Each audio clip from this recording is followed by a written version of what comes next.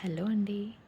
మన ఆరోగ్యానికి ఉపయోగపడే పోషకాలు పుష్కలంగా ఉండే పూల్ మఖానాతో సింపుల్గా రెస్టారెంట్ స్టైల్లో ఉండేలాగా ఒక రెసిపీని చెప్తాను. ముందుగా కడాయిలో ఒక టేబుల్ స్పూన్ నెయ్యిలో మఖానాన్ని వేసుకుని వేయించుకుని విడిగా ఒక ప్లేట్లోకి తీసుకుని పక్కన పెట్టుకోండి. ఇప్పుడు అదే కడాయిలో 3 టేబుల్ స్పూన్ నూనె వేసుకుని సన్న చెక్కులా తరిగిన ఉల్లిపాయ ముక్కలు, ఒక 2 బిర్యానీ ఆకులు వేసుకుని బాగా ఫ్రై చేయండి. ఇప్పుడు ఒక మిక్సీ జార్లో 2 పెద్ద టమాటాలు, నానబెట్టుకున్న జీడిపప్పు, ఒక ఇంచు అల్లం, 5-6 వెల్లుల్లిపాయ రేఖలు, దాల్చిన చెక్క, యాలకులు, ఇలాచి, జీలకర్ర వేసి ఫైన్ పేస్ట్ చేసుకోండి. ఇప్పుడు ఉల్లిపాయ గోల్డెన్ బ్రౌన్ కలర్ వచ్చిన తర్వాత ఇందులో పేస్ట్ని వేసుకుని బాగా కలపండి.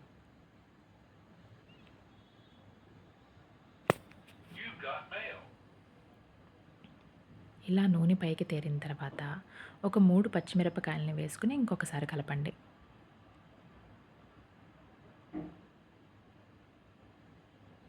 ఇప్పుడు నూనె పైకి తేరాక చిటికెడు పసుపు, రుచికి సరిపడా ఉప్పు, 2 టేబుల్ స్పూన్ల కారం, 2 టేబుల్ స్పూన్ల ధనియాల పొడి వేసుకుని ఈ స్పైసెస్ అన్నీ బాగా కలిసేలాగా కలపండి.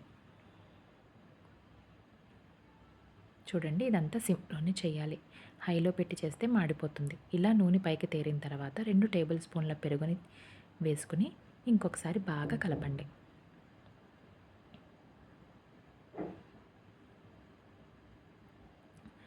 మసాలాలన్నీ బాగా ఉడికి ఇలా ఆయిల్ పైకి తేరిన తర్వాత ఇప్పుడు మీ టెక్స్చర్కి తగ్గట్టుగా కావలసినంత నీళ్లు పోసుకుని కొంచెం పల్చం చేసుకోండి.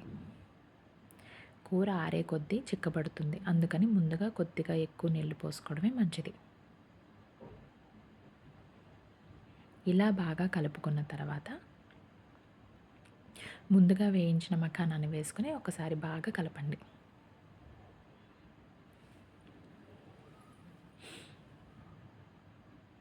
ఇప్పుడు మూత పెట్టేసి ఒక 2 నిమిషాల పాటు ఉడికించండి.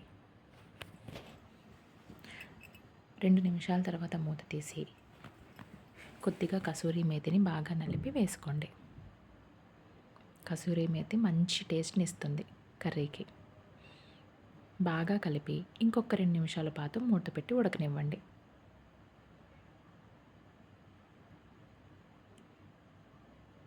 ఇలా ఉడికిన తర్వాత